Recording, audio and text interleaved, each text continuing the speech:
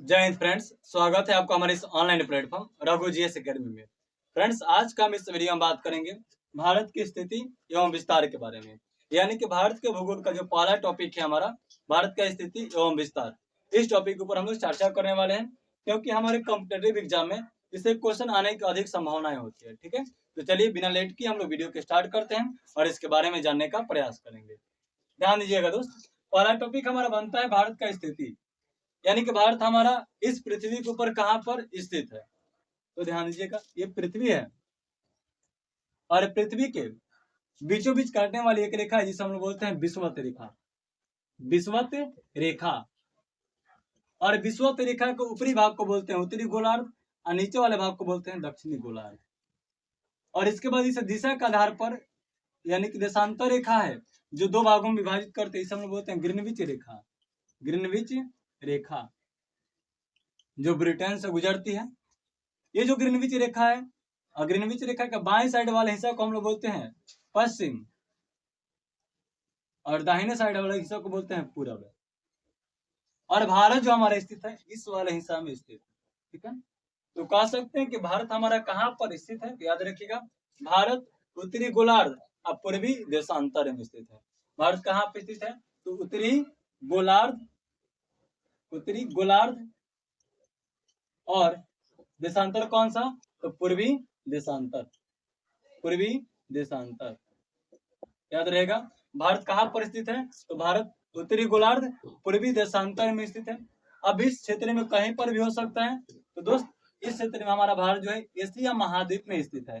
किस महाद्वीप में स्थित है, एशिया महाद्वीप में स्थित है। और एशिया महाद्वीप के कौन सा भाग में, तो एशिया महाद्वीप के दक्षिण एवं मध्य भाग में स्थित है। एशिया महाद्वीप के दक्षिण एवं मध्य भाग में स्थित है। आप लोग देखे होंगे एशिया का मानचित्र कुछ इस प्रकार से हमारा यहाँ पे बनाते हैं। ये हमारा अफ्रीका महाद्वीप, और अफ्रीका महाद्वीप में यहाँ पे देखे होंगे इटली वगैरह होगा, यूरोप।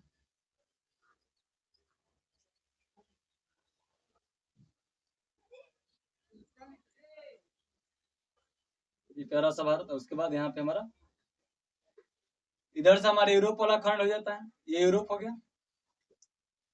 आई हो गया हमारा एशिया। अब एशिया का कौन सा क्षेत्र है, तो ध्यान दीजिएगा दक्षिण में है, सबसे नीचे वाला भाग में, यानी कि दक्षिण में है। उसके बाद कुछ हिस्सा हमारा इधर से भी है, कुछ हिस्सा इधर से भी है, यानी कि बोल सकते हैं दक्षिण और मध्य भाग में स्थित है। भारत कहाँ पे स्थित है, हमारा दक्षिण एवं मध्य भाग में स्थित है। भारत कहाँ पर है, तो दक्षिण और मध्य भाग में, किसके, तो एशिया महाद्वीप के। एशिया महाद्वीप के दक्षिण मध्य भाग में भारत हमारा क्या है, स्थित है, जो कि विश्व के 7वां सबसे बड़ा देश है। विश्व के 7वां सबसे बड़ा देश है, इसे मिटा रहे हैं, फिर आगे देखेंगे। ध्यान दीजिएगा, भारत कहाँ पे है, तो भारत एशिया महाद्वीप के दक्षिण मध्य में स्थित है, जो कि विश्व के 7वां सबसे बड़ा देश है। सबसे बड़ा देश है किसके दृष्टि से, याद रखिएगा, क्षेत्रफल के दृष्टि से। किसके दृष्टि से दोस्त, क्षेत्रफल की दृष्टि से। जनसंख्या की दृष्टि से देखेंगे तो भारत का स्थान अभी पहला आ चुका है, चीन के बाद। 2011 में चीन के बाद हम लोग दूसरे स्थान पर थे, लेकिन वर्तमान समय में चीन को पीछे करके हम लोग 1 नंबर स्थान ग्रहण कर चुके हैं जनसंख्या की दृष्टि से। ध्यान दीजिएगा, विश्व के 7वां सबसे बड़ा देश कौन सा, भारत है, जिसके पास देखिएगा विश्व के 2.4% भूभाग भारत के पास है। 2.4% भूभाग किसके पास है, भारत के पास है। यानी कि इस विश्व में देखिएगा जितना भूमि है, जितना स्थल है, उस स्थल के 2.4%, 2.42% स्थल किसके पास है, ये भारत के पास है। यानी कह सकते हैं भारत का जो क्षेत्रफल है 32,87,263 वर्ग किलोमीटर या किलोमीटर स्क्वायर है। भारत का क्षेत्रफल कितना है, भारत का जो क्षेत्रफल है 32,87,263 वर्ग किलोमीटर भारत का क्या है, क्षेत्रफल है, जो कि विश्व के 2.4% भूभाग है। विश्व में जितना स्थल है उसका 2.4% भूभाग किसके पास है, भारत के पास है। याद रखिएगा दोस्त। उसके बाद देखिएगा ये स्थल तो इतना है, तो जल कितना प्रतिशत है, तो जल जो है भारत के पास 4% है। जल कितना प्रतिशत, 4%। उसके बाद देखेंगे जनसंख्या कितना प्रतिशत, जनसंख्या जो है दोस्त 17.65% है। लगभग में से हम लोग 18% मानकर चलते हैं, लगभग में से हम लोग 18% मानकर चलते हैं, यानी कि विश्व में जितनी जनसंख्या है उसका 17.65% जनसंख्या भारत के पास है वर्तमान समय में। लेकिन हम लोग चर्चा करेंगे 2011 की जनगणना के अनुसार, तो भारत के पास जनसंख्या 121 करोड़ 2 लाख है। 121 करोड़ 2 लाख जनसंख्या किसके पास है? भारत के पास है। कब के जनगणना के अनुसार? 2011 की जनगणना के अनुसार। हम लोग जानते हैं कि भारत में प्रति 10 वर्ष पे जनगणना होता है, लेकिन 2021 में कोई जनगणना नहीं कराया गया क्योंकि उस समय कोरोना काल चल रहा था और कोरोना काल में देख रहे थे कि लॉकडाउन की स्थिति थी, जिसकी वजह से भारत के किसी भी क्षेत्र में जनगणना नहीं कराया गया। 2024 में बिहार में जातिगत जनगणना करवाया गया है, लेकिन अन्य राज्यों में जनगणना संपूर्ण नहीं हुआ है, जिसकी वजह से जनगणना आयोग यानी कि गृह मंत्रालय के द्वारा किसी प्रकार के जनगणना से रिलेटेड कोई सूचना जारी नहीं किया गया। ठीक है, तो हम लोग आधार वर्ष 2011 को ही मानकर चलते हैं, जिसकी जनसंख्या 121 करोड़ 2 लाख माना जाता है। ठीक है, तो हम लोग क्या देखें, भारत की जनसंख्या 121 करोड़ 2 लाख है। विश्व के 7वां सबसे बड़ा देश कौन सा है? भारत है। और 7 ये बड़े देश कौन कौन से? आइए हम लोग चर्चा करते हैं। मिटा दे रहे हैं, इसे स्क्रीनशॉट ले लीजिएगा आप लोग दोस्त। ठीक है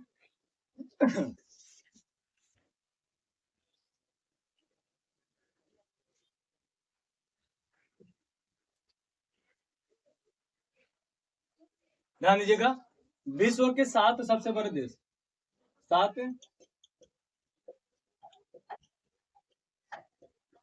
सबसे बड़े देश कौन कौन से हैं? तो पहला आता है रूस, दूसरा आता है कनाडा, तीसरा आता है यूएसए यूनाइटेड स्टेट अमेरिका यानी कि इसे बोलते हैं संयुक्त राज्य अमेरिका, चौथा आ जाता है चीन, पांचवा आता है ब्राजील, छठा आता है ऑस्ट्रेलिया और सातवां आता है प्यारा सा भारत। सातवां कौन सा देश है? भारत है। आठवां आ जाता है अर्जेंटीना में। याद रखिएगा दोस्तों, विश्व के 7 सबसे बड़े देश रूस, कनाडा, यूएसए, चीन, ब्राजील, ऑस्ट्रेलिया, भारत, ये विश्व के 7 सबसे बड़े देश हैं। किसके दृष्टि से? तो क्षेत्रफल की दृष्टि से। इसे स्क्रीनशॉट ले सकते हैं। ध्यान दीजिएगा, क्षेत्रफल की दृष्टि से सबसे बड़ा देश रूस, सबसे छोटा 7वां सबसे बड़ा देश भारत है। ठीक है, तो हमारा क्या है? विश्व के 7 सबसे बड़ा देश है। उसके बाद हम लोग चर्चा करेंगे, ऐसे मिटा दें, आगे हम लोग चर्चा करेंगे भारत के अक्षांशीय रेखा के बारे में। ठीक है, यानी कि जो भारत देश है इसका विस्तार किस प्रकार से है, इसका आकार कैसा है, अक्षांशीय विस्तार क्या है, क्योंकि किसी भी देश की स्थिति को पता करने के लिए हमें अक्षांश एवं देशांतर बहुत ज्यादा आवश्यक हो जाता है। ठीक है, तो इसके लिए हम भारत का एक मानचित्र बनाएंगे और इसमें समझेंगे।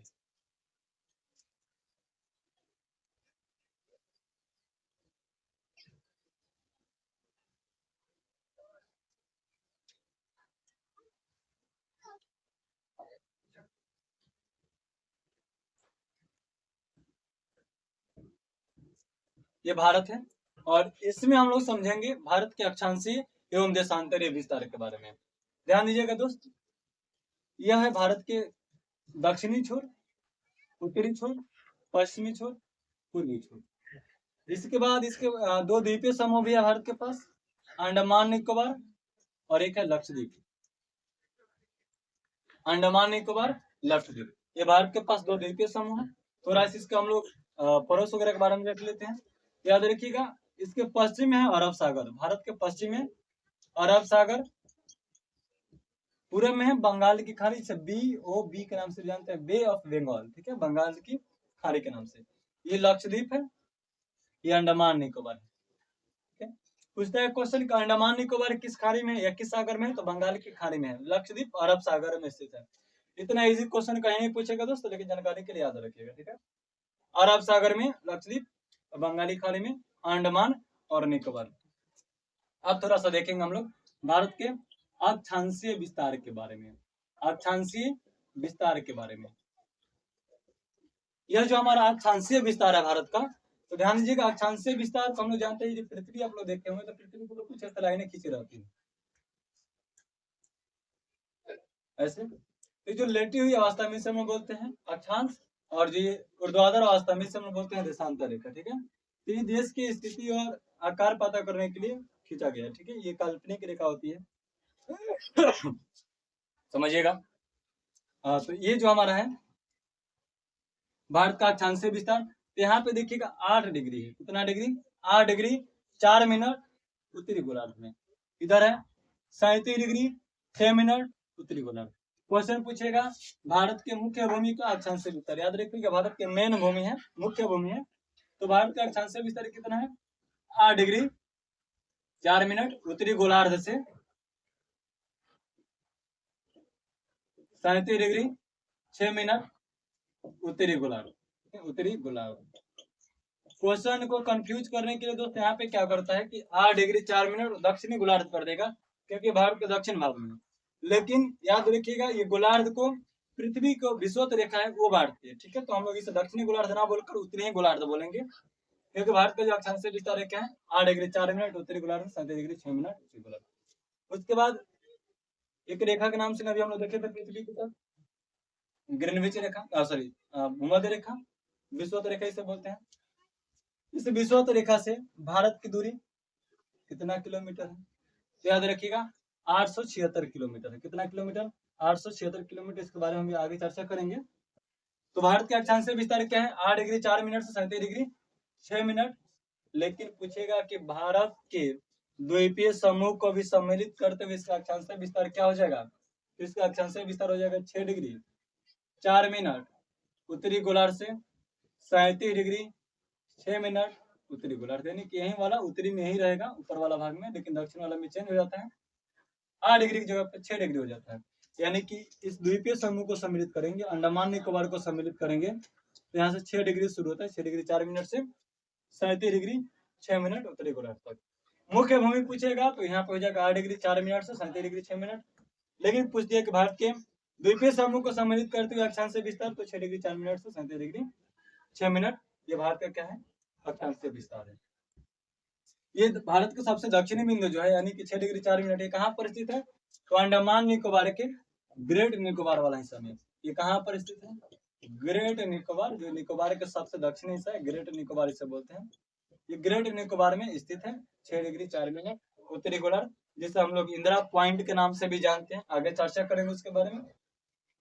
पूछेगा क्वेश्चन कि भारत का जो विषुवत रेखा है, सॉरी पृथ्वी का जो विषुवत रेखा है, इस विषुवत रेखा से अंडमान निकोबार या भारत की दूरी कितना किलोमीटर? तो याद रखिएगा 876 किलोमीटर। एक क्वेश्चन खूब पूछता है कि विषुवत रेखा से भारत की दूरी कितना किलोमीटर है? तो 876 किलोमीटर दूरी पर भारत क्या है? हमारा स्थित है, ठीक है। तो याद रहेगा दोस्तों।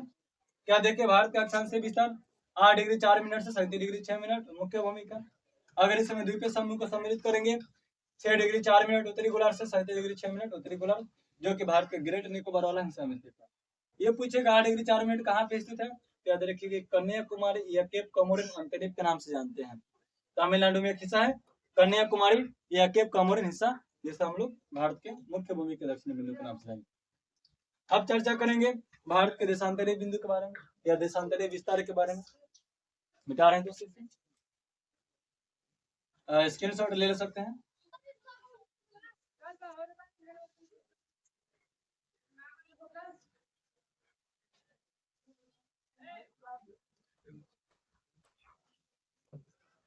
अब चर्चा करेंगे भारत के देशांतरीय विस्तार के बारे में। अभी अक्षांशीय विस्तार देखें, अब देखेंगे भारत के देशांतरीय विस्तार।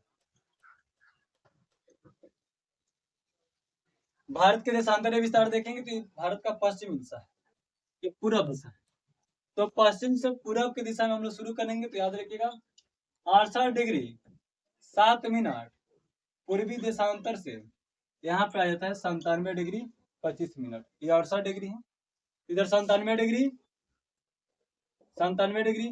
25 मिनट पूर्वी देशांतर, पूर्वी देशांतर। पूछेगा क्वेश्चन कि भारत का देशांतरीय विस्तार क्या है? तो 68 डिग्री 7 मिनट पूर्वी देशांतर से 37 डिग्री 6 मिनट 37 डिग्री 25 मिनट पूर्वी देशांतर। ये जो गुजरात वाला हिस्सा है 68 डिग्री पर है, अरुणाचल में 97 डिग्री। क्वेश्चन पूछेगा ये जो भारत के पूर्वी बिंदु 68 डिग्री 7 मिनट किस राज्य में है? तो गुजरात के कक्ष का रम तक, ठीक है। ये अरुणाचल प्रदेश में, ठीक है। क्वेश्चन पूछेगा भारत के पूर्वी बिंदु और पश्चिमी बिंदु कहाँ पर स्थित है? तो पूर्वी बिंदु जो हमारा कहाँ पे? अरुणाचल प्रदेश में। पश्चिमी बिंदु कहाँ पर है? गुजरात में स्थित है, ठीक है। ध्यान दीजिएगा भारत की देशांतरीय विस्तार 68 डिग्री 7 मिनट पूर्वी देशांतर से 97 डिग्री 25 मिनट पूर्वी देशांतर है, ठीक है। यानी कि भारत के हम लोग 5 बिंदु के नाम देखें। उत्तरी बिंदु जो मुख्य भूमि है, मुख्य भूमि के दक्षिणी बिंदु, उसके बाद भारत के संपूर्ण भूमि के दक्षिणी बिंदु, भारत के पश्चिमी बिंदु, भारत के पूर्वी बिंदु। 5 के बारे में चर्चा की, पांचों का अलग अलग अपना अपना नाम है, ठीक है। ध्यान देंगे पांचों बिंदु के नाम, भारत के प्रमुख बिंदु के नाम, प्रमुख बिंदु के नाम। भारत के प्रमुख बिंदु में देखेंगे, भारत के सबसे जो उत्तरी वाला हिस्सा इसे हम लोग बोलते हैं उत्तरी बिंदु। भारत के उत्तरी बिंदु कौन सी है, तो इसे याद रखिएगा, इंदिरा कॉल, इंदिरा कॉल, यानी कि जो 37°6' इस वाले हिस्सा का नाम क्या है, इसका नाम है इंदिरा कॉल, जो कहाँ पर है, लद्दाख में। कहाँ पर है ये, लद्दाख वाला हिस्सा में। कहाँ पर है दोस्त, ये लद्दाख में। उत्तरी बिंदु कहाँ पर है, तो लद्दाख में। उसके बाद आता है भारत के पश्चिमी बिंदु, पश्चिमी बिंदु का नाम है दोस्त गुहारमोती, गुहारमोती या गौरमोता, गौरमोता, जो कहाँ पर है दोस्त, गुजरात में। कहाँ पर है ये, गुजरात के, भारत के सबसे बड़ा जिला कच्छ जिला में, ठीक है, यहाँ पे गुजरात में, ठीक है। उसके बाद देखेंगे भारत के पूर्वी बिंदु, यानी 61°7' कहाँ पर स्थित है, पूर्वी बिंदु। इसका नाम है केबिथु। क्या नाम है इसका, केबिथु, जो कहाँ पे, अरुणाचल में है। कहाँ दोस्त है, अरुणाचल प्रदेश में, ठीक है। याद रखिएगा भारत के पूर्वी बिंदु कहाँ पर है, तो अरुणाचल प्रदेश में, जिसका नाम क्या है, केबिथु नाम है, ठीक है। उसके बाद है हमारा अगला पॉइंट, भारत के पश्चिम दक्षिणी बिंदु। तो भारत के दो दक्षिणी बिंदु, एक है मुख्य भूमि के दक्षिणी बिंदु और दूसरा है भारत के द्वीपीय समूह को सम्मिलित करते हुए दक्षिणी बिंदु, ठीक है। ऊपर वाला हिस्सा मिटा है, ऊपर लिख रहे हैं।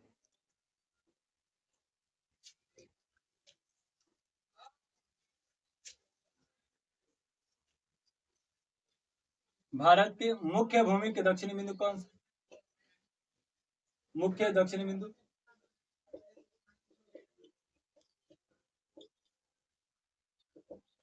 मुख्य दक्षिणी बिंदु का नाम है 8°4' पर जो है उसका नाम है केप कमोरिन अंतरिक्ष, या इसे कन्याकुमारी, कन्याकुमारी अंतरिक्ष के नाम से जानते हैं, ठीक है। उसके बाद है भारत के द्वीपीय समूह के सबसे दक्षिणी बिंदु, या बोल सकते हैं कि भारत के भूमि में द्वीपीय समूह को सम्मिलित करते इसका दक्षिणी बिंदु क्या हो जाएगा, तो इसका नाम है इंदिरा कॉल, ठीक है, इंदिरा कॉल। यही से हम लोग, पुराना नाम इसका था पिग्मेलियन पॉइंट, इसे मिटा दे रहे हैं दोस्त, इसका नाम था पिग्मेलियन पॉइंट, पिग्मेलियन पॉइंट या पार्सन पॉइंट के नाम से जाना जाता था। किसको, तो भारत के दक्षिणी बिंदु का, भारत के दक्षिणी बिंदु का नाम क्या था, इंदिरा कॉल, सॉरी दोस्त यहाँ पे इंदिरा कॉल है, ठीक है, हम पॉइंट लिख दिया गलती से, बोले इंदिरा पॉइंट ही है, इंदिरा पॉइंट इसका नाम है, ठीक है। इंदिरा पॉइंट या पिग्मेलियन पॉइंट या पार्सन पॉइंट इस नाम से जाना जाता है, कौन सा, भारत के दक्षिण बिंदु। याद रखिएगा भारत के दक्षिणी बिंदु का नाम इंदिरा पॉइंट या पिग्मेलियन पॉइंट या पार्सन पॉइंट। जो 2004 के सुनामी में समुद्र क्या हो गया था, जलमग्न हो गया था। 2004 के सुनामी में क्या हो गया था, जलमग्न हो गया था, फिर धीरे धीरे बाहर आ चुका है, ठीक है। ये था भारत के मुख्य भूमि के और भारत के दक्षिणी बिंदु, पूर्वी बिंदु, पश्चिम बिंदु और उत्तरी बिंदु। इसे स्क्रीनशॉट ले सकते हैं। आगे हम लोग चर्चा करेंगे, दोस्ती रिवीजन के तौर पे कराया जा रहा है, ठीक है। आप लोग पहले क्लास किए होंगे, नहीं भी किए होंगे तो आप लोग इसे नोट करते चलेंगे, नोट करते चलेंगे। इसके ऊपर पूरा डीप वीडियो बनाया है यूट्यूब पर पहले से, एक ऑलरेडी वीडियो है, जाकर आप उसे देख सकते हैं, लिंक नीचे डिस्क्रिप्शन में देंगे। ये क्या था, भारत के प्रमुख बिंदु था। अब थोड़ा सा देख लेते हैं हम लोग भारत के लंबाई चौड़ाई के बारे में। भारत के उत्तरी बिंदु से लेकर भारत के दक्षिण बिंदु के बीच की लंबाई कितनी है, याद रखिएगा। फिर आगे देखेंगे भारत के पश्चिम बिंदु से पूर्वी बिंदु के बीच की लंबाई कितनी है, याद रखिएगा। भारत की जो लंबाई है उत्तरी बिंदु से दक्षिणी बिंदु, उत्तरी बिंदु से दक्षिणी बिंदु 3214 किलोमीटर, 3214 किलोमीटर।